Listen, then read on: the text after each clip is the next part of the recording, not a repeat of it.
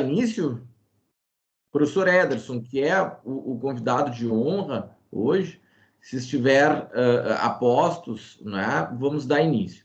E, professor Ederson, então, agradecendo enormemente a sua disponibilidade, até o convite, eu devo registrar aqui, ele surge por dois grandes motivos. Tá? Um, porque a turma já queria, a turma de seminários em temas emergentes de direito, professor Ederson, queria muito lhe ouvir, porque nós estamos, este semestre, enfrentando muitos temas relativos ao mercado de valores mobiliários, ao sistema financeiro, aos investimentos de modo geral, incluindo aí criptoativos, renda variável de toda forma, renda fixa, não é? Vamos contar também com a presença do professor Locatelli, entre outros especialistas. E um dos temas, e todos os alunos foram unânimes aqui em querer lhe ouvir, não é? Querer lhe ouvir muito sobre os aspectos que envolvem os investimentos, não é? E as questões tributárias atinentes, tá? Então, esse é um dos motivos do convite. E outro motivo muito importante, e que já teríamos a honra, de qualquer forma, sempre quando estamos próximos do professor Ederson, temos agora a honra redobrada, porque o professor Ederson lançou um livro, né, veja, muito recentemente, né, então aqui é uma das, professor Ederson, se tu nos permite, assim, prestigiando o nosso evento, é um dos lançamentos, se tu me permite, né, pelo menos aqui para os convidados, desse livro tão importante que o professor Ederson veio a lançar, que realmente era por assim dizer, um nicho que estava faltando no mercado. Falar sobre as questões tributárias que envolvem os investimentos, ainda mais num país como é o Brasil, não é? Que nós temos tantas dificuldades, tantas possibilidades e mesmo uma certa falta de clareza. Então, professor Ederson, ninguém melhor do que tu para falar sobre esse tema, né? Então, ficamos muito, muito felizes e te agradecemos mais uma vez a disponibilidade de estar aqui falando sobre um tema muito importante e que hoje está, assim, ainda mais, e aí talvez uma terceira razão para este convite ser tão pertinente, é a possibilidade cada vez mais concreta da reforma sobre o imposto de renda, né, que também nos traz muita apreensão e já está impactando, né? O professor Locatelli pode depois dar uma palhinha sobre isso, né? Eu sei que o professor Locatelli, talvez, não sei se vai conseguir nos acompanhar até o final, porque eu sei que ele tem um compromisso muito importante hoje, né? Eu não vou abrir aqui por conta da privacidade, mas é um compromisso familiar, assim, bastante importante, né? Mas professor André depois fica à vontade para dizer e também comentar esse questões, porque a Bolsa já está sentindo o impacto destas possíveis reformas agora que estão avançando. Então, professor Ederson, em meu nome, em nome da turma aqui, né, já está presente, entre outros, né, especificamente da turma, já vi que está o Maiato, está o Max, está o João Caetano, está o José Vitor, não é? Está o Lorenzo, está o Dala, não é? Entre outros que eu já vi aqui, né, entre vários outros colegas e amigos. Meu caro, agradeço em nome de todos, também agradeço em nome do LLM, em Direitos de Negócios, da especialização em contratos e responsabilidade civil, em nome da Unicinos, que todos nós aqui orgulhosamente fazemos parte.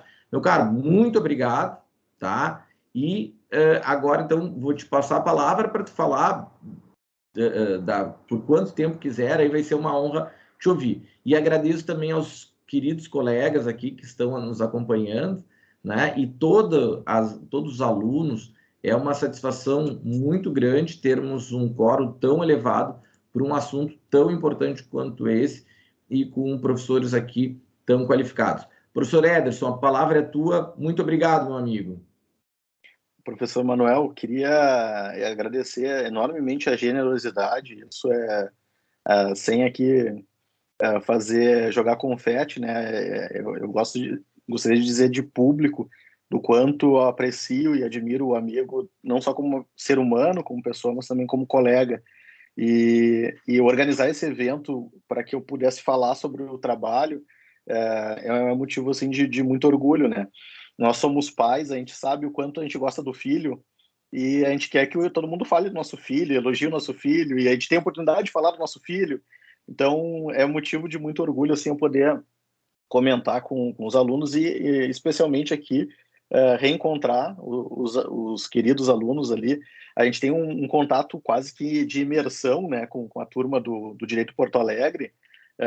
No final do semestre, eu acredito que eles não queiram mais me ver, mas depois eu fiquei com saudade aí dessa turma bacana, e vi que o Fábio já está com um penteado novo lá, tá legal, Fábio, gostei.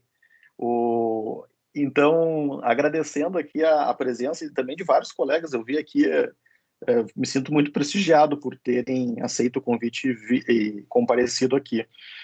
Professor André, professor Leandro, por favor, depois eu vou mandar para vocês aí um exemplar para vocês, assim como o professor Manuel, né? Que Eu também quero. vai ser o prefaciador ali da segunda edição, já antecipo aqui. Eu fiz uma tiragem pequenininha, porque eu sabia que viria a reforma tributária, né? Então, eu sabia que viria alterações, então eu queria introduzir esse tema para a comunidade acadêmica. Eu acho que aqui é um momento importante da gente falar, né, professor Manuel, o quanto a gente tenta conectar o que a gente faz na academia com a prática, né? Então, esse é um trabalho que visa exatamente isso. Não adianta a gente só ficar teorizando na sala de aula e aí a comunidade não consegue se apropriar do que a gente faz, né? A gente faz, por vezes, textos tão herméticos, trabalhos tão complexos que a gente não consegue comunicar com o destinatário da mensagem. E se tem algo que eu me preocupei, especialmente nos últimos trabalhos, foi isso. Eu pensei, eu não quero escrever para os meus colegas tributaristas. Não quero. Porque se eu fosse escrever para eles, seria uma linguagem tão difícil, tão complexa e com tantas questões, que ficaria uma obra enorme, como são, via de regras, obras de direito tributário, e também eu não conseguiria comunicar com as pessoas que eu quero impactar. Eu quero verdadeiramente impactar pessoas como, por exemplo, o professor André, que é um exímio conhecedor do mercado, mas que eventualmente precisa se socorrer de alguma fonte para lembrar de algum tipo de norma ou aplicação de alguma instrução normativa que não está à cabeça ou não lhe vem à cabeça imediatamente. Era com esse tipo de público que eu queria dialogar. Então, a ideia do trabalho foi isso, é pegar, quando a gente fala tributação de rendas e proventos, né, é um universo enorme, tem muita coisa. Aí eu cortei, fiz uma secção dessa tributação para falar especificamente sobre os investimentos. E sobre os investimentos tem coisa para caramba. É muita legislação, tem muita norma. Evidentemente que eu não consegui cobrir tudo, mas eu acho que eu consegui catalogar os principais produtos que estão aí no mercado e, com isso, oferecer uma ferramenta para a pessoa, inclusive, tomar decisão, né? Porque muitas vezes se toma a decisão, e o professor André e o Manuel sabem muito bem disso, avaliando a performance de determinado investimento, a perspectiva de rendimento que ele tem para trazer, mas por vezes a gente esquece que essa performance pode ser consumida pela incidência da tributação. E a depender do regime, pode não ser mais tão vantajoso, tão rentável quanto eu imaginava, determinada aplicação. E esse talvez seja o ponto de partida, a primeira preocupação. E o livro, eu fiz aqui está um professor, exímio professor de propriedade intelectual, o professor Leandro Schmidt. Eu acho que eu cometi um equívoco, professor. Depois o professor Leandro Schmidt vai me admoestar. Eu quis prestar uma homenagem a um grande autor que fala sobre investimentos, o professor Manuel e André conhecem, né? Devem conhecer, que é o Howard Marks. Ele escreveu o livro... Tem várias obras dele, né, que começam lá com as cartas que ele escreve para o fundo, né, o Oak Tree. Então, para quem não conhece, é uma pessoa assim, que eu admiro muito ler ele e gostava muito, e aí eu resolvi pagar uma homenagem, prestar uma homenagem a esse autor, utilizando a imagem da capa dele. Então, a capa dele tem as cores e as letras parecidas com as que eu utilizei. E assim orientei a equipe da editoração para que fizesse.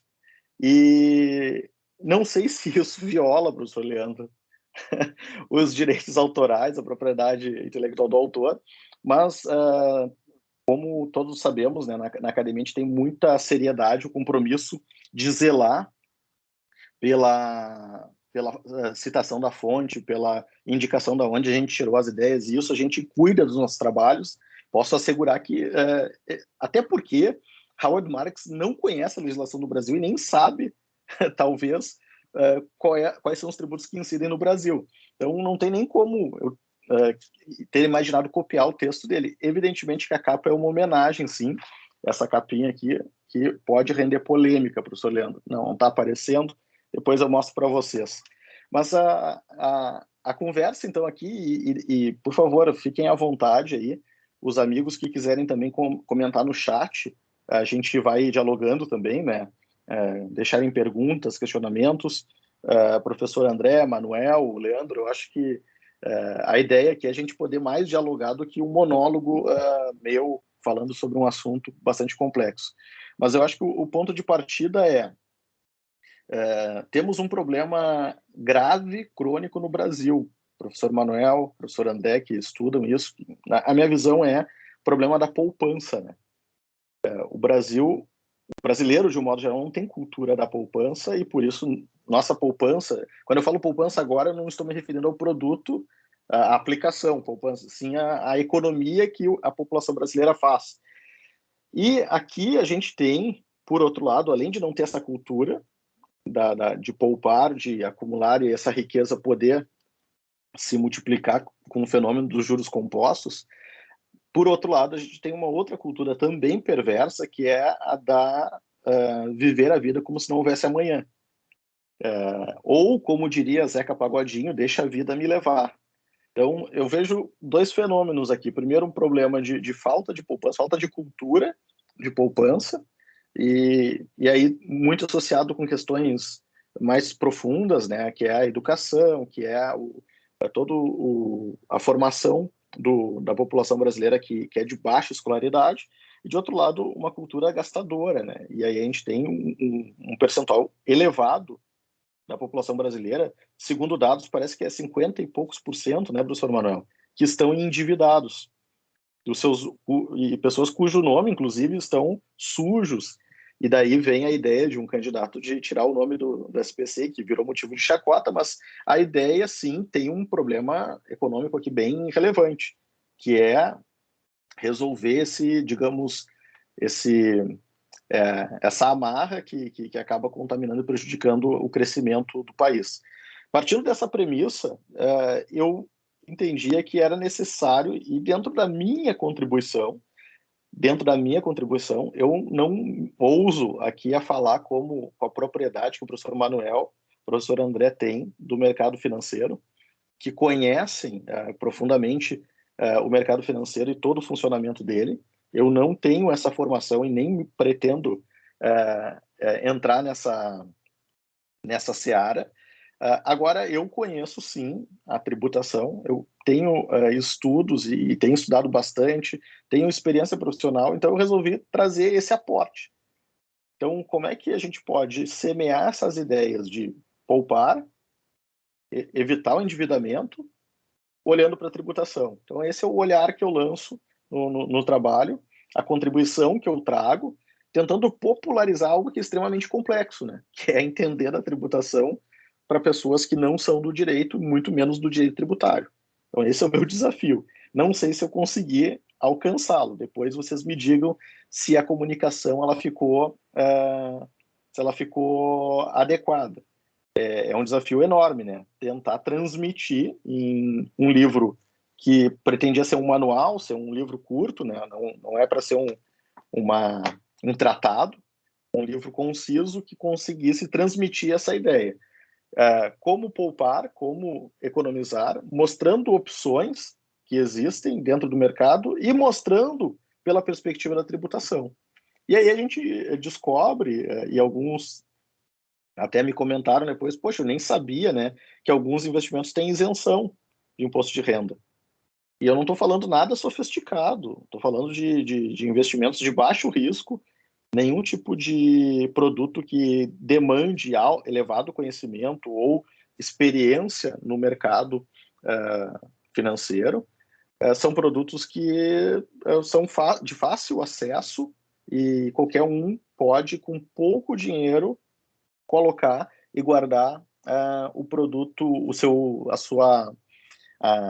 dinheiro acumulado nesses produtos. Então aqui já tem uma vantagem, né? Veja só, eu deixava o dinheiro aplicado e assim, quando a gente fala em aplicar, né, e poupar, talvez para alguns passe a ideia de que a gente está falando de fortuna, mas qualquer dinheiro que sobra, qualquer economia que a gente consegue fazer, colocando numa aplicação melhor do que a poupança, e eu chamo no meu livro a poupança malvada favorita dos brasileiros, porque é impressionante, né? Mesmo com a democratização de vários produtos, o acesso à informação que nós temos hoje não é mais difícil, né?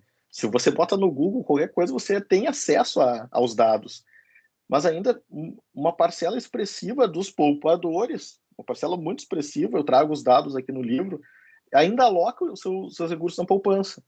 E aí a conclusão, especialmente nos últimos 2 anos, né, 2020 e 2021, é que a pessoa, deixando lá, ao invés de crescer, ela diminuiu o dinheiro aplicado. Porque não só a perspectiva de rentabilidade já é baixa, e todo mundo deve saber isso, né, que ela é bem baixa, mas também a inflação corroeu o poder da moeda. Então aqui, se a gente conseguisse fazer migrar, teve até um post que eu fiz esses tempos nas redes sociais, que eu botava a mão na cabeça, apavorado, e as pessoas gerou bastante repercussão, né? Poxa, por que tu ficou tão nervoso? Eu fico nervoso, né?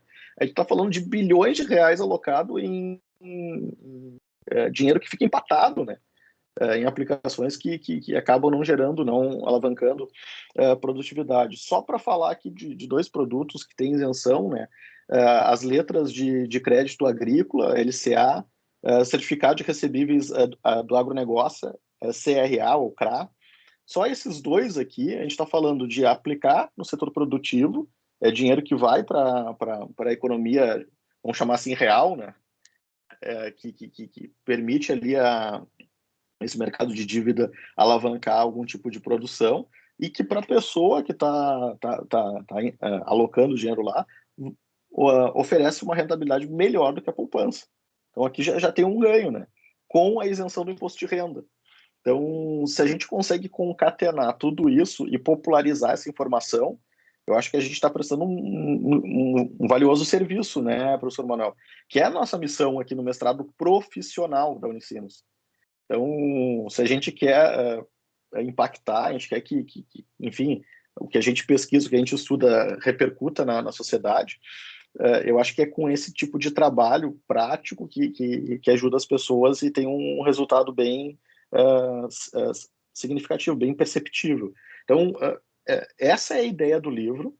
E aí, qual é o caminho que eu percorro, né? Eu começo daí dando alguns pitacos, e aí eu quero ouvir depois dos colegas se eu falei alguma bobagem sobre a percepção dos produtos, mas e começo a me meter numa área que não é a minha, que eu não tenho formação em, assim como o professor Manuel, que é formado em economia, que foi agente autônomo de investimento, conhece bastante, mas eu começo a falar para tentar mostrar e fazer e criar algum tipo de lógica da tributação com os produtos e por que dessa diversificação. E aí eu trago de uma forma bastante simples nas ideias, e aí o professor Manuel, o professor André me complemente, enfim, que é compreender, tornar compreensível para as pessoas do que a gente está falando quando aloca o dinheiro em renda variável e renda fixa, né, por exemplo. Então, a gente está falando de risco, e eu coloco ali dois fatores, né, risco e tempo, e que para muitas pessoas isso não é compreensível. As pessoas não entendem, né, qual é o prêmio do risco e por que eu tenho que deixar o dinheiro mais tempo, por que esse dinheiro tem que permanecer mais. E a tributação, ela tem uma lógica. Tudo indica que vai ser mudado, eu vou falar no final da minha fala as perspectivas das mudanças, mas por hora a tributação dos investimentos, especialmente em renda fixa, tem a lógica regressiva. E qual é a ideia por trás dessa tributação regressiva? É fazer com que se estimule a poupança. Então, quanto mais tempo eu mantiver o dinheiro aplicado naquele determinado produto, menor será a alíquota. Então, eu tenho alíquotas que elas começam lá em 30, em alguns casos 25, e vão reduzindo até 15, a depender do tempo em que eu mantenho o dinheiro aplicado. Então, aqui tem uma lógica por trás do investimento, precisa entender isso, e tem uma lógica na tributação que incentiva a manutenção. Então, o que se quer com isso? Se quer fazer com que a pessoa poupe, mantenha o dinheiro aplicado por mais tempo, certo? Então, aí a gente tem a lógica da tabela regressiva. E por que mais tempo? Porque isso dá para o gestor, né, lá quem está administrando o fundo, quem está cuidando do dinheiro, para que ele tome as decisões que não sejam de afogadilho, né? E a pior coisa que deve ter, daqui a pouco o André pode nos dar o testemunho, ter uma pessoa no teu ouvido, olha aqui, eu deixei o dinheiro, começou a cair, olha só, eu quero tirar o dinheiro. Ora, se você não fez uma avaliação adequada do seu perfil, se você não tem estômago, não tem apetite para o risco, você não poderia ficar ali controlando e vendo essa oscilação que, para pessoas que não estão habituadas, assusta, né? Imagine o cidadão que foi naquela euforia ali em 2019, que era a retomada da economia, estávamos crescendo, a economia parecia retomar, e aí vem o coronavírus, vem a pandemia, e se a gente pega os gráficos, vê não é nenhuma curva, né? É um corte nas avaliações, especialmente do índice Bovespa. Aquela pessoa que botou o dinheiro lá no topo e que viu em alguns dias o valor, o quanto de valor se perdeu, essa pessoa se desesperou, né? E se não é uma pessoa que tem experiência, que tem, como o André, que já viveu algumas crises, sabe como é que são os ciclos, e o Howard Marks, ele fala no livro, de novo, fazendo uma homenagem a quem eu me inspirei na capa do livro, ele fala que nada cresce indefinidamente e nada cai indefinidamente. Então, assim como as árvores, né, as árvores crescem, mas chega um momento que ela para de crescer. E também as coisas caem, diminuem, perdem valor, mas não tem como simplesmente perder tudo. E entender isso, entender essa dinâmica dos ciclos, eu acho que é super importante para as pessoas que vão tomar a decisão. Porque ajuda também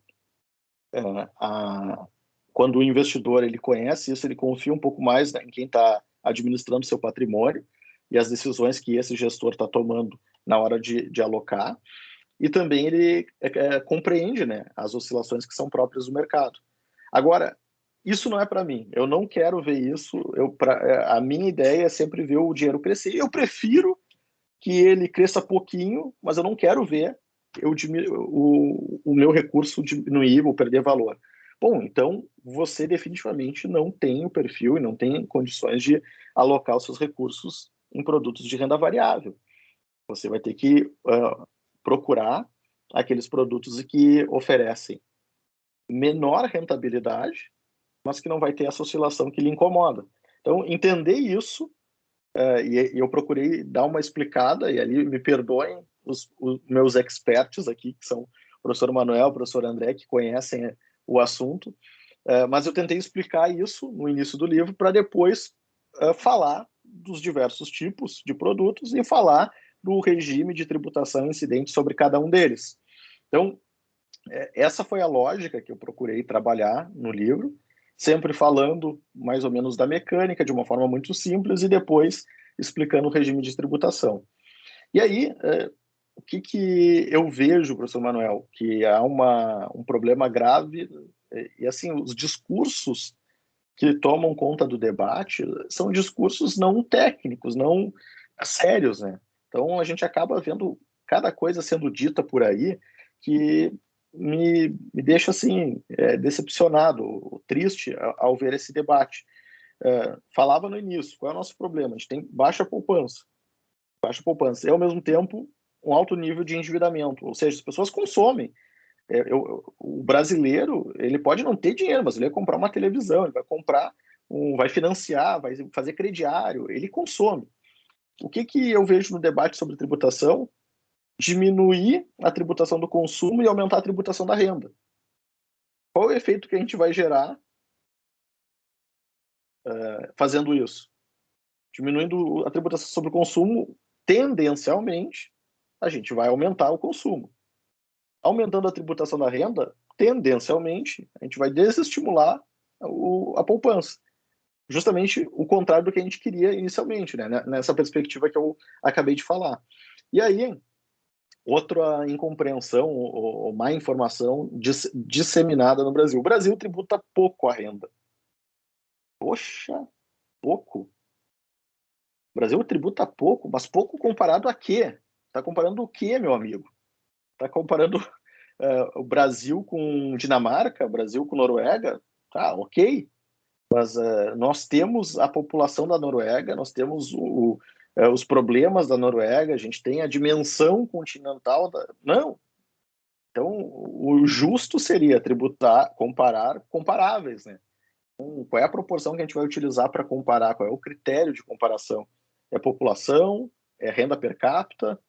É nível de desenvolvimento? Nível de desigualdade? Enfim, a gente tem que entender qual é o critério. A gente não pode comparar melancia com tainha. Então, o que tem a ver uma coisa com a outra? E aí a gente pega e percebe, por exemplo, que essa comparação é mal feita, em primeiro lugar, e quando a gente coloca e aproxima o Brasil de países parecidos com o Brasil, a gente vai ver que a gente está tributando muito mais do que esses países parecidos conosco, especialmente na renda, que eu estou falando. Então, e aí eu faço a comparação, meus amigos, com aquela... Eu não sei se alguém aqui já vivenciou essa experiência. Eu tive que operar meu joelho, e aí eu passei a andar um tempo só num joelho. E aí, quando você pressiona só um ponto, né, acaba causando mais esforço. Assim é, por exemplo, com pneus, assim é com, enfim, é uma lei da física.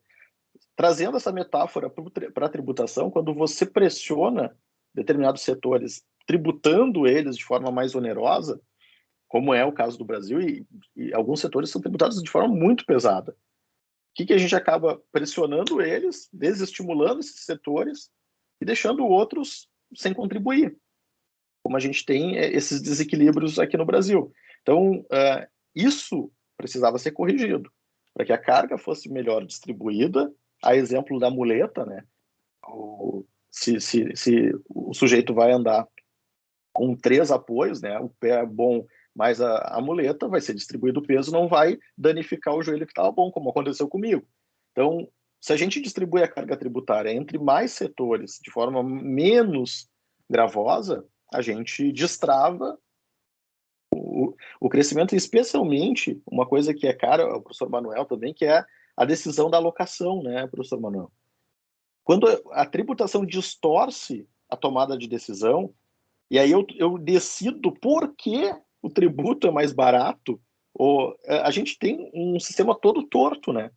E ele não funcional. Então, é disfuncional o sistema tributário brasileiro exatamente por isso.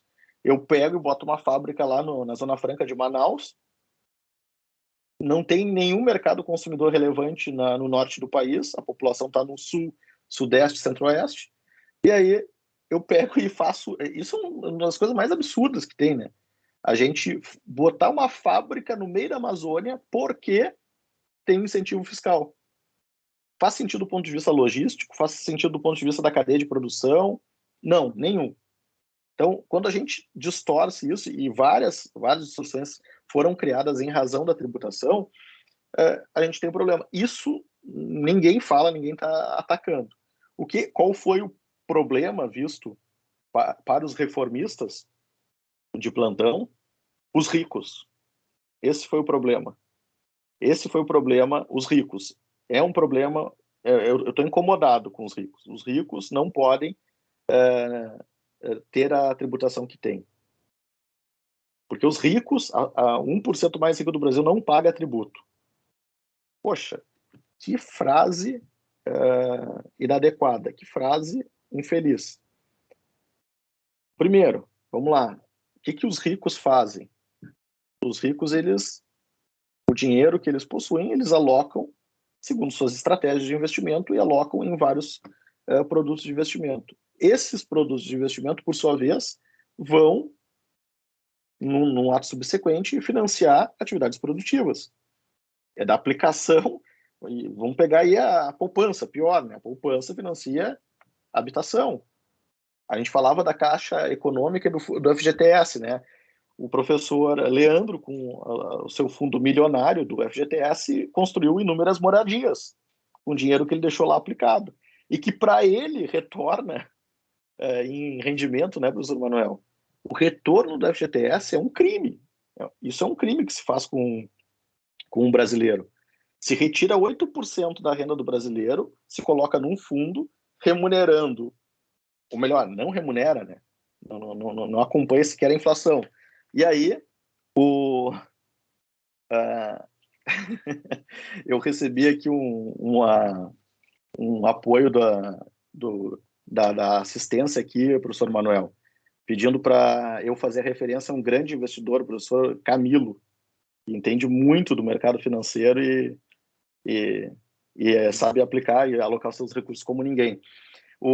Mas voltando aqui ao assunto... Exatamente. Então, assim,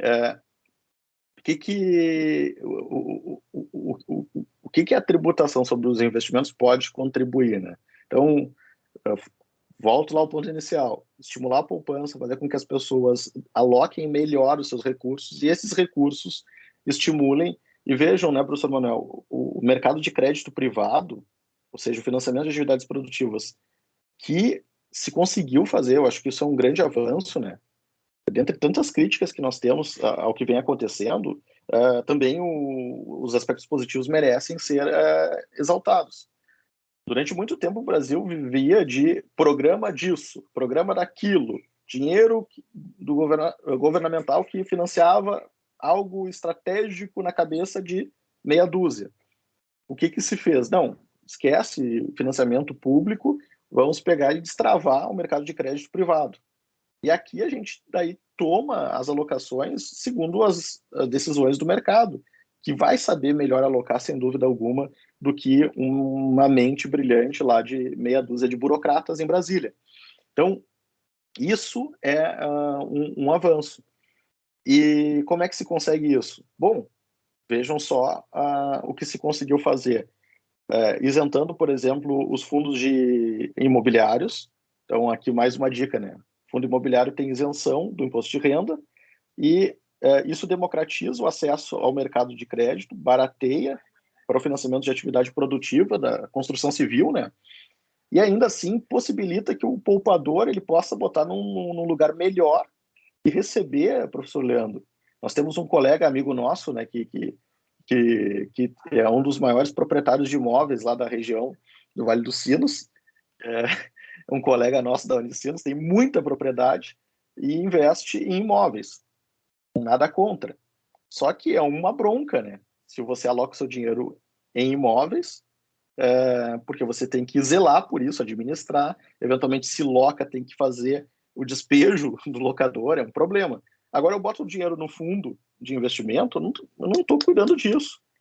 Eu estou ganhando equivalente, obviamente não é o mesmo retorno que se eu alocasse direto e locasse o meu imóvel, eu estou ganhando proporcional ao dinheiro aplicado, só que tem uma pessoa gerindo isso para mim, né? Eu não preciso ficar cuidando do dinheiro que está aplicado lá no fundo. Tem um gestor que cuida e escolhe os imóveis que serão adquiridos e colocados à locação, e eu recebo ainda os aluguéis, o valor equivalente aos aluguéis desses imóveis. Então, isso aqui é um exemplo de como a tributação ajuda a destravar investimentos importantes e que movimentam sem que uma mente brilhante de uma pessoa consiga antever tudo que pode de bom acontecer. E aqui eu estou sendo irônico e brincando com isso, mas que, na verdade, é humanamente impossível, né? Por melhor intencionada que seja essa mente, por melhor intencionada que seja esse gestor, o ministro da Fazenda, da Economia, ele não tem capacidade de conseguir antever todos os movimentos e as decisões das pessoas. O que é melhor, né? Deixa as pessoas escolherem, deixa o mercado decidir. E veja só como aconteceu. Aqui a gente tem um incentivo interessante. Falei do CRA, falei do LCA, setor do agronegócio, né? Então, posso investir no agronegócio? Tá aqui, ó, tá aqui o caminho. Todo mundo viu aí o agronegócio pujante, mesmo com a pandemia, cresceu, é uma das locomotivas do Brasil. Eu posso pegar carona nisso.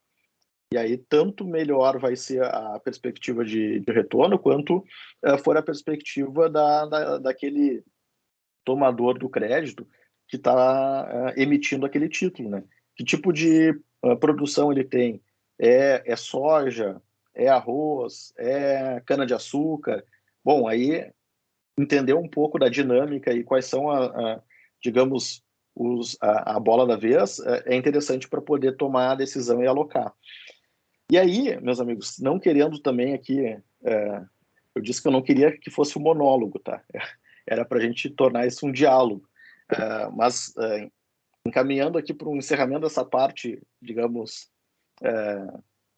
unilateral do bate-papo, eu coloco aqui o PL 2337, que é o projeto de lei que altera a legislação do imposto de renda e que teve aprovação, a meu juízo, surpreendente na Câmara dos Deputados.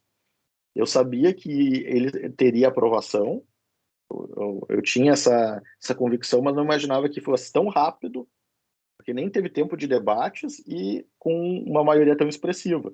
Foi ampla a maioria. Eu não lembro pelo quórum se não era suficiente até para fazer uma emenda à Constituição. Tal foi o número de votos dos deputados a favor. E aí o trabalho agora vai para o Senado, e aí se tiver essa celeridade, tiver essa velocidade e essa aprovação, que a gente vê que um dos problemas do atual governo é a ausência de costura política, né, de coalizão para poder aprovar alguns projetos, mas ainda que não tenha essa coalizão, se aprovou com ampla maioria, é possível que isso aconteça no Senado Federal. Bom, tenho informações, aí eu não tenho como assegurar que elas são certeiras e que vão ocorrer, mas tenho informações de que o Senado vai dar uma engavetada. Essa é a informação que eu tenho. Não sei se ela procede, mas o Senado vai segurar, porque aprovar isso rapidamente incomodaria muitos setores e, para alguns, até detratores do atual governo, veria como ele poderia até se jactar dessa conquista, dessa vitória, e não é interesse para alguns que têm essa aprovação. Então, cenário que tem sido dito aí por pessoas influentes é que não aconteça a aprovação este ano. Então, esse é um cenário.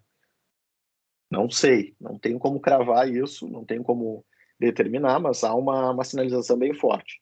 O que acaso venha a ser aprovado, então, na velocidade que estava ocorrendo, com a maioria que estava sendo verificada, tudo indica que ele poderá ser aprovado e rapidamente. Acaso isso ocorra, o que vai impactar? Quais são os principais pontos que sofrerão alterações? No que diz respeito aos investimentos, a gente tem uma verdadeira simplificação. Então, eu acho que ali há um aspecto interessante, que é simplificar. Essa tabela progressiva, regressiva, come cotas, etc., tudo isso tende a simplificar para uma tributação única de 15%. Então, essa é uma das ideias do projeto que está aí. Os fundos de investimento, especialmente os fundos fechados de investimento, eles estavam sendo fortemente impactados, e aí tem gente de cabelo em pé tentando fazer malabarismos para mudar. Havia uma ideia de costura na Câmara para tentar mudar essa regra, não se conseguiu, vai para o Senado e tem uma expectativa de, se aprovado, alterar. Mas o que tem hoje é um forte impacto sobre esses fundos fechados de investimento. Então, aí vai ter um impacto bastante significativo. Há um impacto sobre a tributação dos estoques, né, dos valores investidos, do que já aconteceu, o que, do ponto de vista tributário, para quem minimamente conhece tributário, seria um disparate, um absurdo. A gente sabe muito bem que a tributação ela só pode ocorrer da edição da norma para frente. Isso é um conhecimento elementar de direito tributário, e toda norma que altera a tributação, ela atinge os fatos que ocorreram para frente. Ele não pode atingir um fato para o passado, salvo em 2 casos.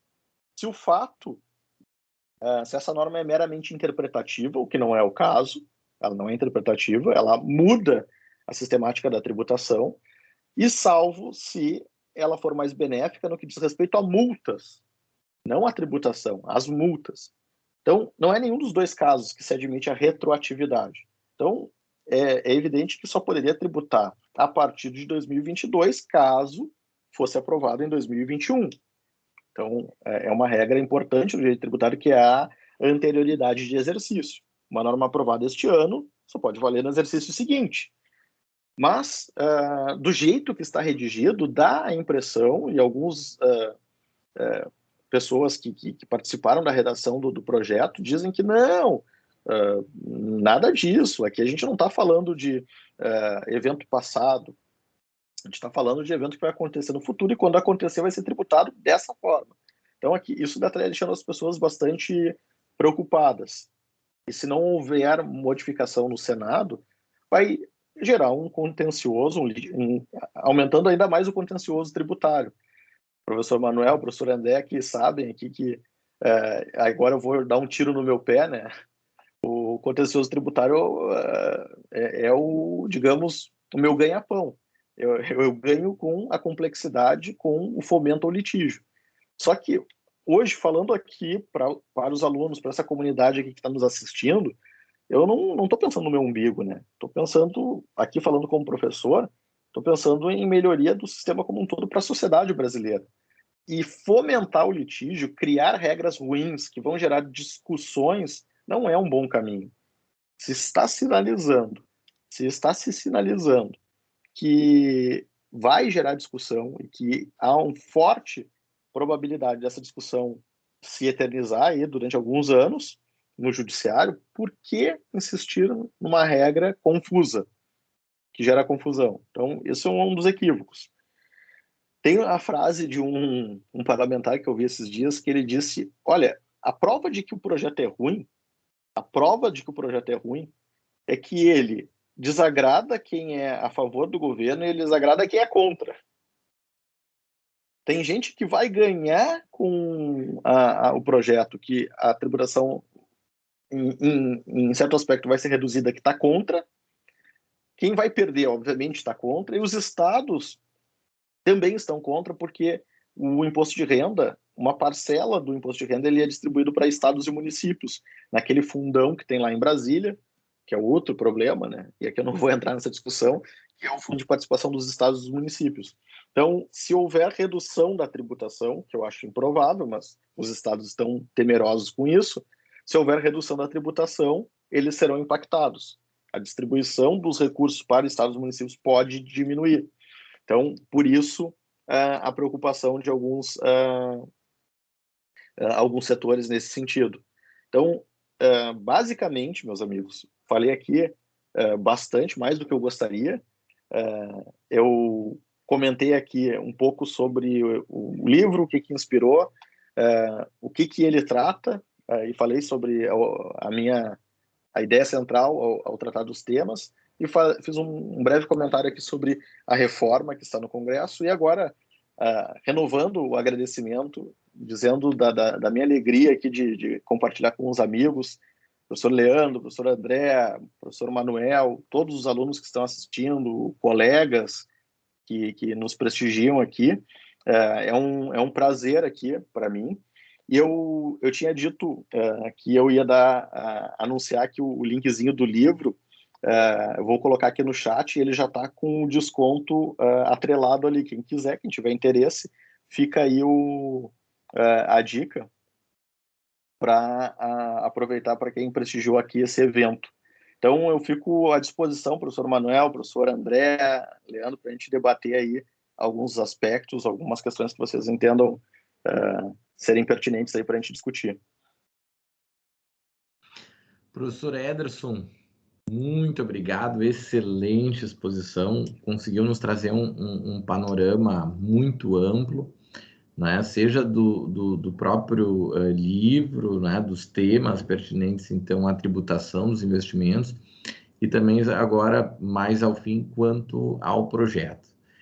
Né? Poderíamos ficar horas aqui debatendo e lhe ouvindo, porque realmente, não é, como havia já ressaltado logo no início, antes da tua conferência, exposição, é um tema que merece muito maior atenção que hoje ele pelo menos dada até na academia, não é? E quando eu digo na academia, não só do ponto de vista teórico, mas como isso pode, tu bem salientaste, distorcer incentivos, trazer maior eficiência ao nosso mercado e a estes mercados, e mesmo como pode, né? E aí a importância de ser muito bem difundido esse conhecimento aos investidores, que com isso possam maximizar as suas utilidades, né, os seus retornos, que também é um outro grande problema, não é? Como tu bem salientaste,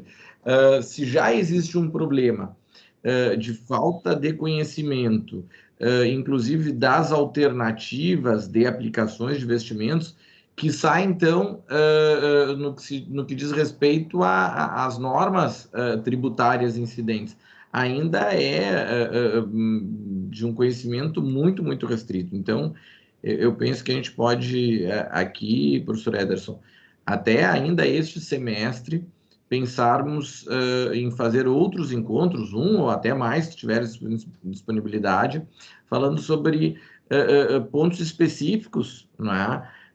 De investimentos e as regras tributárias, não é? Mas, sem dúvida alguma, esse pontapé inicial aqui que tu deste, trazendo diversas impressões, nos é muito, muito importante. Então, muito obrigado.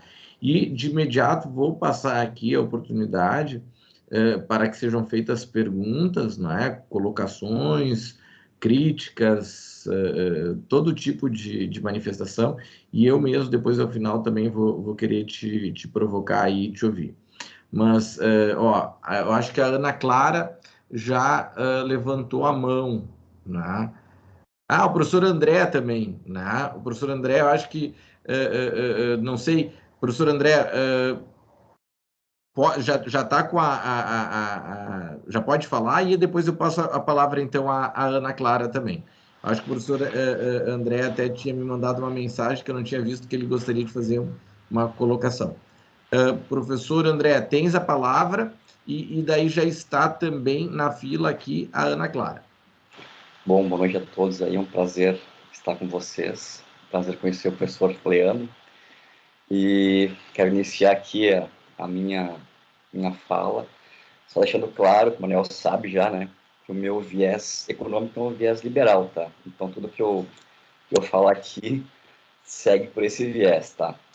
Eu queria contribuir um pouco em termos econômicos, tá? Não em termos jurídicos que não é minha área, né? Acho que foi excelente a exposição do professor Ederson, mas é só para deixar um pouco claro em relação a alguns conceitos, tá? Que se utiliza no dia a dia de uma forma, mas para a economia um pouco diferente, tá? Então, por exemplo, o termo de investimentos. Eu sei que no mercado de investimento, tudo é chamado de investimento, tá? Mas para a economia, nem tudo é investimento. Para a economia, tá? A economia se baseia em crescimento. O que visa a economia? É buscar o crescimento econômico, geralmente, tá? Então, como é que tu tem crescimento econômico? É como o professor falou, a poupança e investimento. Então, tem que ter poupança, essa poupança vai gerar um investimento que vai gerar o crescimento econômico. Fora isso, não tem como crescer economicamente, tá? Só que assim, ó, o investimento, tá? Ao contrário do que o senso comum espera, o investimento não é investir, por exemplo, num CDB, ou um título público, ou comprar um fundo imobiliário. Isso não é investimento, é uma aplicação. Para o meu dinheiro, para minha poupança virar investimento, esse dinheiro tem que ir para o setor produtivo e gerar novas riquezas. Então, para o PIB crescer, eu tenho que gerar novos ativos. Então, por exemplo, eu comprar uma casa usada não é um investimento, porque aquele bem já existe. Para se tornar um investimento, eu tenho que construir a casa. Eu comprar uma máquina usada para botar minha fábrica não é um investimento. Eu tenho que comprar uma máquina nova. Então, eu tenho que gerar novas riquezas para ser considerado investimento. Então, quando eu aplico o dinheiro através de bolsa, ou através de qualquer aplicação, uma LCI, uma LCA, pode se tornar um investimento, como pode não se tornar. Vai depender da pessoa que tomar o recurso que eu apliquei, se ele vai direcionar para o setor produtivo ou não, tá? Isso é importante. Aí eu tenho que discordar um pouco do professor Ederson em relação a tributar o consumo e não a renda, pelo seguinte, ó, geralmente quando a pessoa que tem muito dinheiro, daqui a pouco ela, sei lá, comprou 3 Ferraris, tem 10 apartamentos, ela deixa de investir em produção. Ela começa a aplicar o dinheiro, começa a comprar, por exemplo, títulos públicos, começa a aplicar no setor financeiro, que não necessariamente vai se tornar investimento. Enquanto o pobre, todo o salário dele, basicamente, vai para o consumo e vai para os impostos. Então, ele não tem a possibilidade de fazer uma poupança e investir, fazer um investimento que possa gerar assim, frutos no futuro, entendeu? Então, eu sou um pouco contra tu tributar o consumo e não tributar a renda, porque geralmente a grande parte da renda não vai para investimento, vai só para aplicação. Então, esse ponto que eu gostaria de contribuir no debate, né? E seria isso a minha participação. Perfeito. Não sei se o professor Ederson quer fazer algum comentário. Pô, tem direito à réplica? Tem direito à réplica. o, não, sem dúvida alguma, brincando aqui, esse é um fenômeno que acontece, sem dúvida alguma, a gente não pode desconhecer, mas, de novo, eu acho que também aqui tem um pouco de desinformação no debate quando a gente fala pobre ou rico. Qual é o consumo do pobre? Que tipo de consumo o pobre tem? Ele consome o quê? Comida desonerada. CMS sobre os alimentos é o mais baixo possível.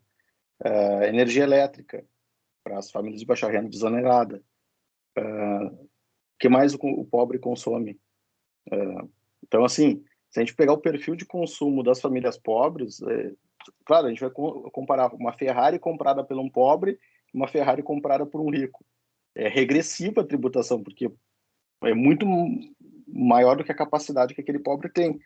Mas se eu vou pegar o padrão de consumo, a tributação hoje no Brasil já é desonerada para cesta básica, medicamentos, tudo aquilo que diz respeito a necessidades mais elementares. Então, olhando assim de forma estanque, sim, realmente não é justo, não é adequado que se incida sobre o consumo da mesma forma rico e pobre. Só que, por excelência, a tributação sobre o consumo é sobre coisas, né? Que a gente não tem como saber efetivamente qual vai ser o destinatário. E pelo perfil de consumo, já se consegue hoje no Brasil, pelas regras vigentes, ter essa graduação. IPI tem isso, PIS e COFINS tem isso, no projeto do governo que é aumentar na indústria farmacêutica, né?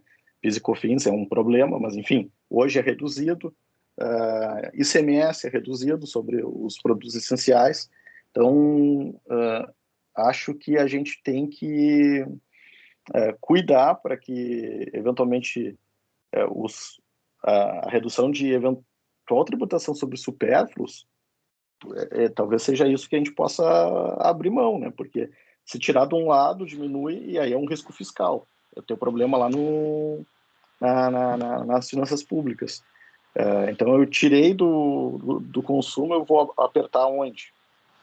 Então, o governador anunciou agora, eu acho que foi ontem ou hoje, que para o orçamento do ano que vem ele vai reduzir para 25 a alíquota do ICMS nos itens mais altos e para 17, hoje é 17,5, a alíquota básica. O que já é desonerado vai continuar. Então, se conseguiu fazer isso, como, né? Então, vai se apertar em algum outro lado. Eu quero ver de onde é que vai vir essa conta. Provavelmente, aguardem, veio a notícia boa, né? Provavelmente, essa conta vai ser paga com aumento de algum lado. Não sei se ITCD, IPVA, em algum ponto ele vai compensar.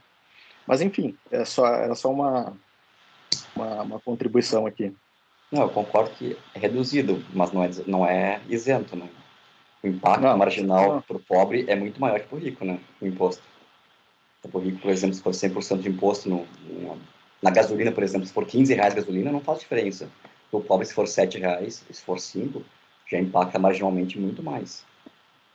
Então, nesse sentido, o impacto para o pobre vai ser sempre maior no tributo sobre o consumo e não sobre a renda. Bom, meus caros, interessantes pontos de vista e fico feliz assim com esse debate franco, né, e que é muito importante para a gente ir até né, cada vez mais avançando, né, e eu vejo que aqui essas discussões seriam tão interessantes que chegassem, inclusive, em professor Ederson. Eu sei que o professor Ederson já faz esse papel, não é?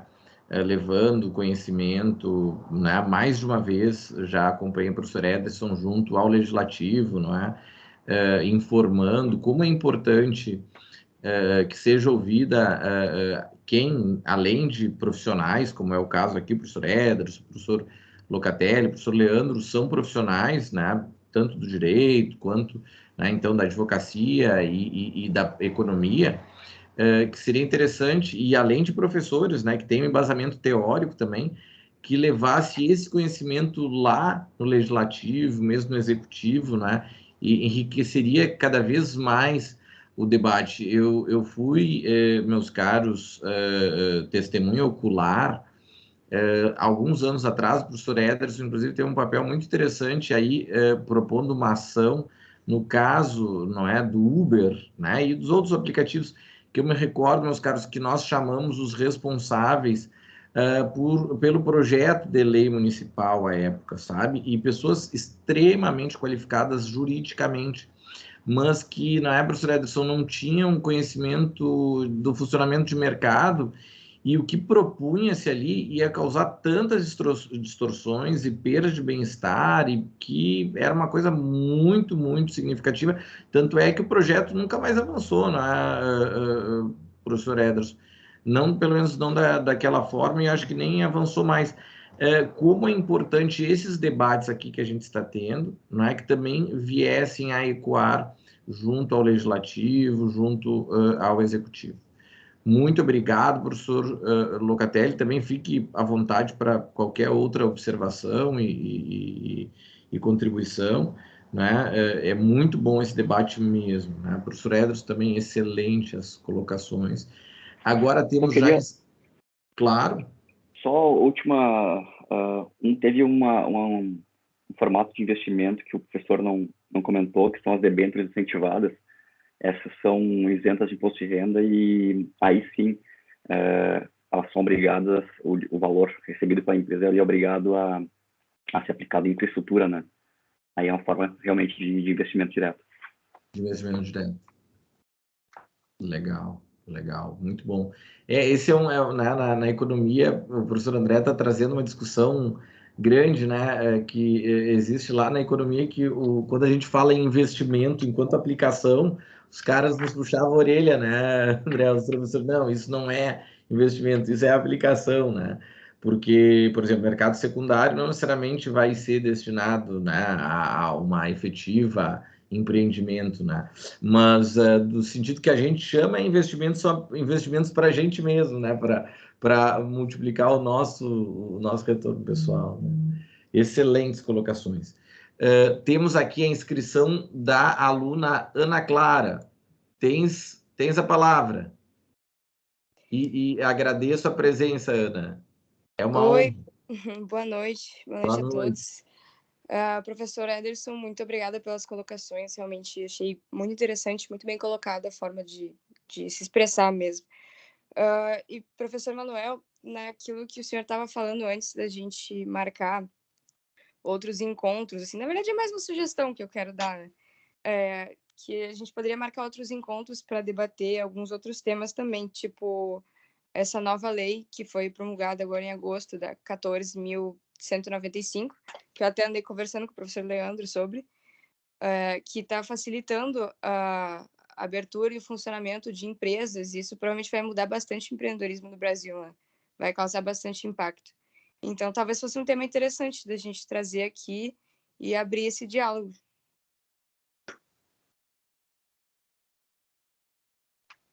Enfim, é só isso mesmo. Obrigada. Muito obrigado, Ana Clara, muito obrigado. Esse é um outro tema, não é? Que merece, sim, ser muito debatido. E, meus caros, isso é né, a gente está num ambiente acadêmico, né, que não tem qualquer inclinação política, né, mas como o professor André muito bem salientou, né, ele, né, dizendo assim, olha, eu tenho inclinação liberal, né, eu também não escondo, eu tenho inclinação liberal, embora cada vez mais, né, professor Éder, esteja aí um progressista. Um progressista, né? Talvez seja por conta de estudar há muitos anos as falhas de mercado, né? Não é que eu deixe de ser liberal, mas reconheço a importância cada vez maior em alguns casos, das intervenções para correções pontuais de falhas de mercado. Né? Mas, Ana, isso é muito importante, vamos certamente ouvir. Eu acho que na professora Ederson também, além da presença do professor Ederson, poderia estar o professor Leandro aqui também, né, discutindo esse tema. O professor Leandro já estava feito o convite, tá? Também reiterado o convite ao professor Locatelli, né, para que esteja novamente conosco, talvez tratando desse cenário, como nós podemos criar um melhor ambiente de negócios no Brasil. E essas iniciativas, e por que eu salientei que não tem a ver com política, né? Porque assim, não tem a ver com política mesmo, a gente tentando ser objetivo. Me parece, claro, de forma muito atabalhoada, muitas iniciativas péssimas, mas de outro lado, algumas iniciativas, pelo menos que se tenta que sejam positivas, né, como essa mais recente, a própria Lei da Liberdade Econômica, né? Então acho que a gente deve vir a falar sobre isso, sim, assim que possível, né? Reduzir custos de transação, não é? Incentivar o empreendedorismo, também não criando distorções, como o professor Ederson disse, né? Isso é muito importante. Talvez o maior incentivo seria não atrapalhar, né, professor Ederson? Professor Leandro, tens a mão levantada, a palavra é toda sua, né? Também agradecendo a sua presença, meu caro. Tens a palavra. Muito obrigado, professor Manuel. Tentarei ser breve, até porque vim aqui para aprender. Eu, primeiramente, quero também dizer que é uma satisfação conhecer o professor André Locatelli. Bom, com relação ao professor Ederson, o professor Manuel, ambos sabem da minha admiração, tanto pelo trabalho do professor Manuel como pelo trabalho do professor Ederson. Eu tenho acompanhado o professor Ederson há muito tempo, porque eu tenho a satisfação de, a cada semestre, assistir a aulas dele nas bancas de TCC lá do tributário. Então, professor Ederson, conheço o posicionamento do professor Ederson. E, primeiro, com relação ao livro, eu acho fantástico essas iniciativas. O professor Ederson é sempre muito engajado de tentar aproximar a realidade do direito tributário, transformar o difícil e complexo sistema tributário em palavras que o público, de uma forma geral, consiga compreender. Então, eu vejo, nesse livro, que eu ainda não tive a oportunidade de ler, mas pretendo adquiri-lo, não quero de presente, professor Ederson, não seria justo, eu quero adquiri-lo, porém com autógrafo. E essa tentativa de trazer ao público em geral os complexos conceitos que envolvem as aplicações, algo que aprendi agora, porque também sempre tomei como investimentos, e agradeço a observação muito pertinente, professor André, mas eu estou convicto, e o professor Ederson me convenceu já antes mesmo de hoje, quando acompanho as postagens dele nas redes sociais, de que, de fato, me parece equivocado querer aumentar a tributação sobre a renda, né? E diminuir a tributação sobre o consumo, justamente como bem colocado pelo professor Ederson, as camadas mais vulneráveis da nossa sociedade já são, de certa forma, atendidas pela seletividade com relação ao ICMS, mesmo dos produtos da cesta básica. E, no caso, claro, existe ali alguma questão de incongruência do imposto de renda em razão da não atualização da tabela, da não correção da tabela, mas já há uma certa contemplação de isenção ou faixas em alíquotas menores para pessoas que têm uma renda menor, né? Enquanto que talvez, simplificando aqui, não sei se seria pertinente, mas aumentar talvez uma faixa no imposto de renda, mas nem de perto querer tornar a tributação sobre a renda equivalente a níveis da Dinamarca, da Noruega, do Japão mesmo, que eu acho que é 50%, 60%, enfim, que são economias completamente diferentes da nossa.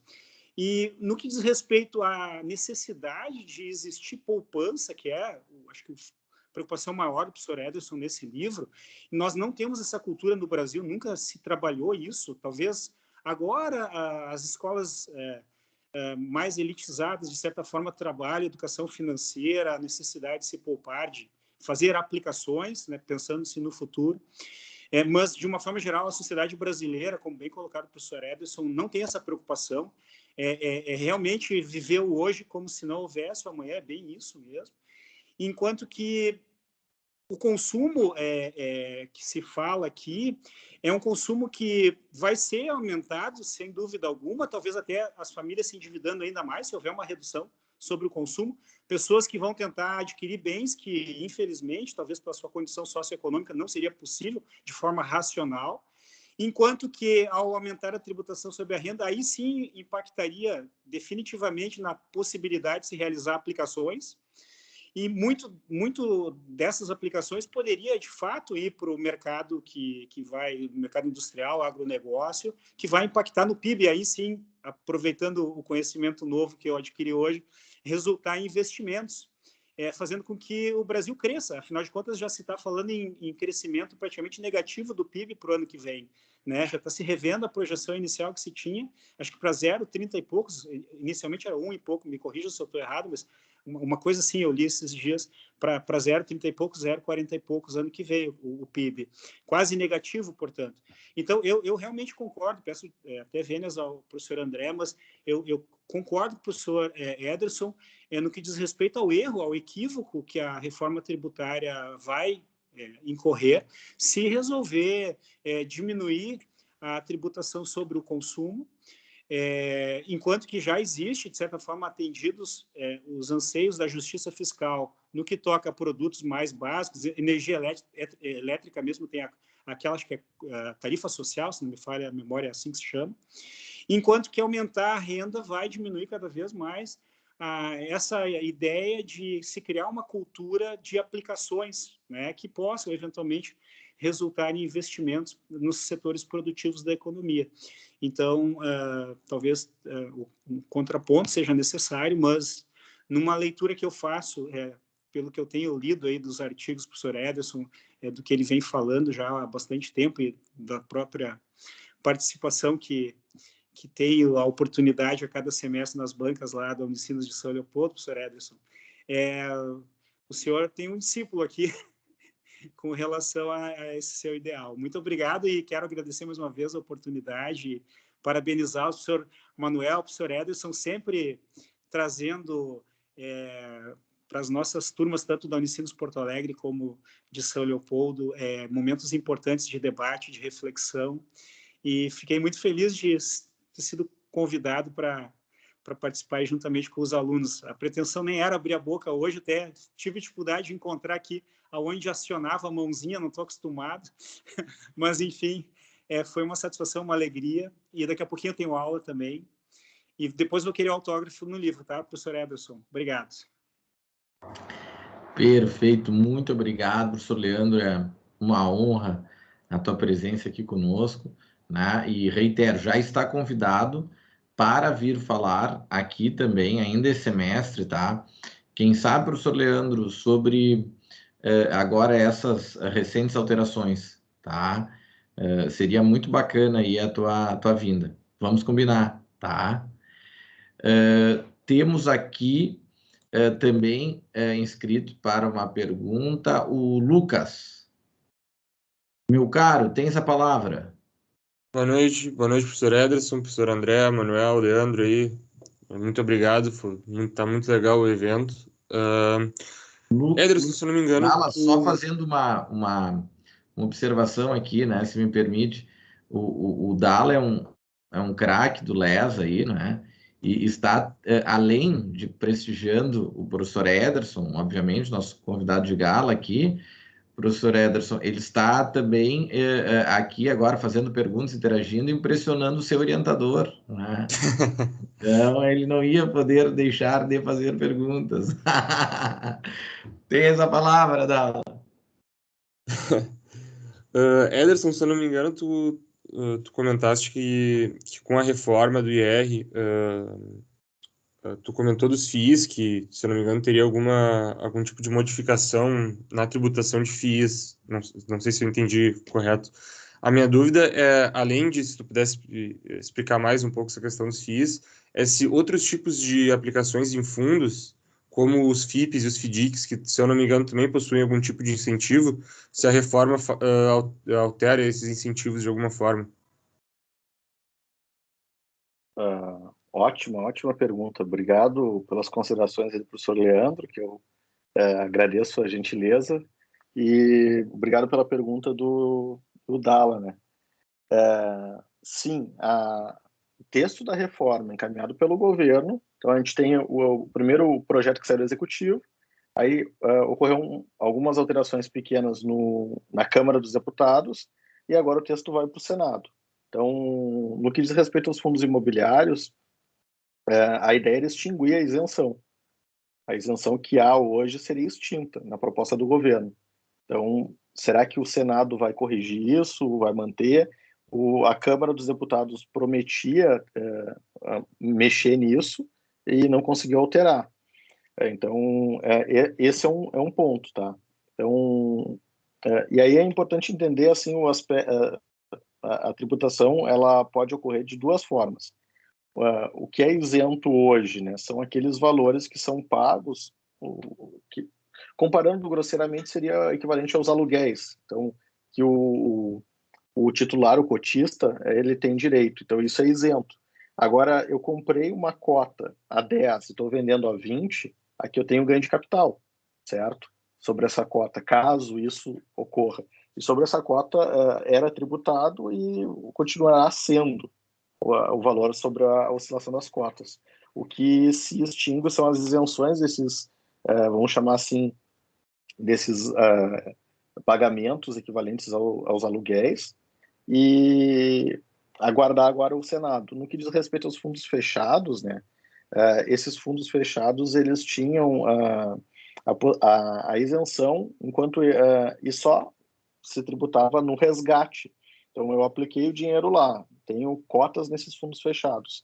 Enquanto dentro do fundo é feito a alocação dos recursos e o gestor ele gere aqueles recursos dentro do fundo, hoje não há a incidência da tributação, certo? Então, a proposta visa instituir a tributação dentro dos fundos fechados, a exemplo do que são os fundos abertos, e isso passaria a mudar. Outra chiadeira, outra discussão, e aí tem, vamos falar assim, o pessoal que é, digamos, são os maiores aplicadores, os maiores, eles deixam o seu patrimônio em fundos fechados, que nesses fundos são administrados muitas vezes por family offices, né, que fazem essa gestão desses ativos, e aí essas pessoas têm bastante influência e elas estão lá trabalhando em Brasília para tentar alterar essa regra. Tinha-se uma expectativa, pelo que eu ouvi falar nos bastidores, de na Câmara mudar isso. Se imaginava conseguir consertar as regras na Câmara. Não, a expectativa não foi confirmada, votou-se e foi mantida essa intenção do governo, e agora vai para o Senado. Então, de novo, Lucas, não tenho ainda noção do que vai acontecer, né? São expectativas, especulações, mas eu lancei meus palpites aqui, né? Já comentei aqui ao longo da fala. Muito obrigado aí, Anderson, explicou muito bem. Muito obrigado. Perfeito, perfeito. Professor Ederson, eu sei que está acima do laço já, né? Não vamos ultrapassar aí as 18h29, mas só mais uma pergunta, será que seria possível, que eu já recebi aqui pelo WhatsApp? Claro. A aula começa às 19h30, né? E a vantagem é que a gente não precisa sair de onde está, só troca de janela. Tá. Então, acho que não vou me atrasar.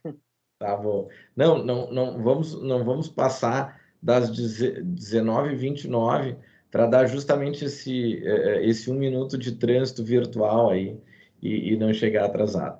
Mas, professor Ederson, me enviou uma pergunta aqui pelo WhatsApp, o professor Antônio Almeida, tá?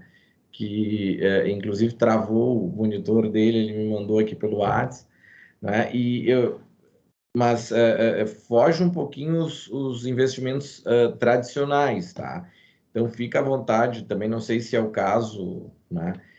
Ele pergunta quanto à questão dos criptoativos, tá, professor Éder? Se tu saberias nos dizer, a gente sabe que é uma coisa um pouco recente, né? Não sei se tu está tendo contato já ou não com isso. Como é que funciona a questão da incidência de tributos sobre criptoativos?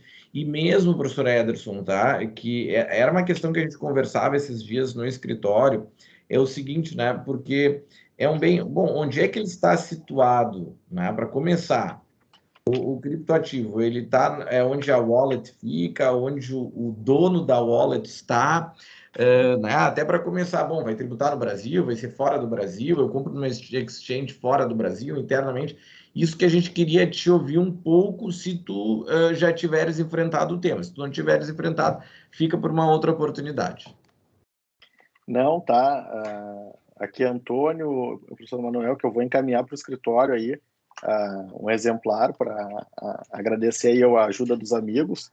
Na página 110, 111, se eu não me engano, em seguinte, eu trato dessa questão. Basicamente, assim, vamos lá, criptoativo, não há um consenso, né? O professor Manuel é um dos maiores estudiosos que eu conheço aqui no Rio Grande do Sul sobre o tema. Não há um consenso de como enquadrá-los, e as autoridades brasileiras meio que jogam de lado. Não, isso aqui não é moeda, não, isso aqui não é investimento, isso aqui não é ativo. Ninguém quer definir o que é. E o que se tem é meio que cada um expulsando, empurrando, espanando para o outro lado. Mas a Receita não teve dúvida. Se tem alguma autoridade que, quando é para tributar, imediatamente já assume a posição, é a Receita Federal. Então, ela lá nas perguntas e respostas, a primeira manifestação, ela disse, olha, você deve declarar como um bem. Pouco importa lá o nome desse bem, é um bem, você tem. E quando você verificar a valorização desse bem, de novo incide a tributação sobre o ganho de capital. Então, que é uma tributação específica, exclusiva, que não se comunica com a tributação da renda apurada no ano, né? Então, ela é chamada definitiva. Então, comprei a 10, vendi a 20, de novo, num exemplo bem singelo, esses R$10 de valorização devem ser tributados. Tá? Então, isso a Receita Federal nunca teve dúvida. E aí, a questão que o professor Manuel trouxe, que é bastante interessante, eu acho... eu poderia expandir aqui, mas, dado o adiantado da hora, não vou. Quando tem, por exemplo, a mineração, é uma coisa bem interessante. Quando tem os forks, que é uma coisa, um outro aspecto bem interessante. Mas, basicamente, eu diria, comprei por um valor, tenho que declarar na minha declaração de bens e direitos anual e vendi por tanto. Então, e a questão da aplicação da lei no espaço, né, que é a problemática que o professor Manuel agregou à pergunta do Antônio, no Brasil não há esse problema, porque, e assim, falo lamentando, né, não é que eu falo isso de forma alegre, é que o Brasil aplica um regime de tributação semelhante ao dos Estados Unidos, que é a tributação em bases universais. Significa que o cidadão brasileiro, que tem cidadania fiscal no Brasil, ele vai ser tributado aonde quer que estejam seus ativos no mundo. Então, o professor Manuel pode estar no espaço sideral. Eu tenho um terreno na Lua. Se eu sou cidadão brasileiro do ponto de vista fiscal, eu tenho que tributar esse meu ativo que está na Lua. E isso vale para os criptos. Então, pouco importa aonde ele está, ele deve ser declarado para as autoridades brasileiras, salvo se o cidadão brasileiro ele fizer a saída definitiva do Brasil. Então, aí ele pode desconectar ou desplugar a cidadania fiscal, ele deixa de ser cidadão do ponto de vista fiscal, e aí, bom, aí ele pode botar, fixar sua cidadania em paraíso fiscal, por exemplo, mas enquanto ele mantiver a cidadania fiscal no Brasil, ele precisa declarar esse bem no Brasil. E aí tem um problema, né? Se eu tenho cidadania fiscal nos Estados Unidos, eu tenho que declarar lá também. O fisco americano também quer tributar o cripto. Então, aí vai problematizar um pouco mais. Mas, respondendo à pergunta, ganho de capital, regime do ganho de capital é a tributação incidente e não importa o lugar, professor Manuel. Sendo brasileiro, eu tenho que pagar em qualquer lugar do mundo. Perfeito, professor Ederson. Excelente, muito didático, né? Bastante claro e bem antenado aos assuntos aí que estão na linha de fronteira do conhecimento. Que bacana. Bom, meus caros, então vou ter que, infelizmente, encerrar, embora verdadeiramente gostaria de ficar aqui horas ouvindo o professor Ederson, provocado pelas perguntas brilhantes dos colegas, dos alunos. E agradeço, então, mais uma vez ao professor Ederson pela disposição, tá, professor Ederson? Parabéns, excelente conferência magna, parabéns pelo livro, né? Vou estar aqui aguardando ansiosamente o nosso exemplar, né? Fico muito feliz aí com a produção de qualidade em assuntos tão importantes e efetivamente impactantes do professor Ederson. Esperamos te ter o mais breve possível novamente aqui, professor Ederson, tá? Criando vamos usar uma expressão, né, um hub de excelência aí, de assuntos importantes como são os investimentos. Agradeço ao professor Locatelli também, sempre presente, que também estará conosco. Professor André, eu vou amanhã mesmo já tentar agendar com ele uma vinda aqui, e também ao professor Leandro, né, nosso grande colega aí, também vamos aguardar ansiosos a sua presença. A todos os demais colegas que nos assistem, alunos, meus caros, muito obrigado, né? Excelente evento, e esperamos no próximo a presença de todos novamente. Meus caros, um forte abraço. Professor Ederson, o Fernando Jacques pergunta aqui, ó, aluno que foi laureado, recebeu com menção honrosa na banca, se não tem direito a um exemplar. Vamos conversar, né, professor Ederson, se o Fernando aí, que fez um belíssimo trabalho sobre arbitragem, também vai ter direito a um exemplar. Meus queridos, um forte abraço a todos. Tá? Ó, o Vitor Barcelos também te pedindo um. Tá todo mundo querendo o livro, professor Ederson. Vai ser já um sucesso. Forte abraço, meus caros. Grande abraço. Tchau, tchau. Tchau, tchau.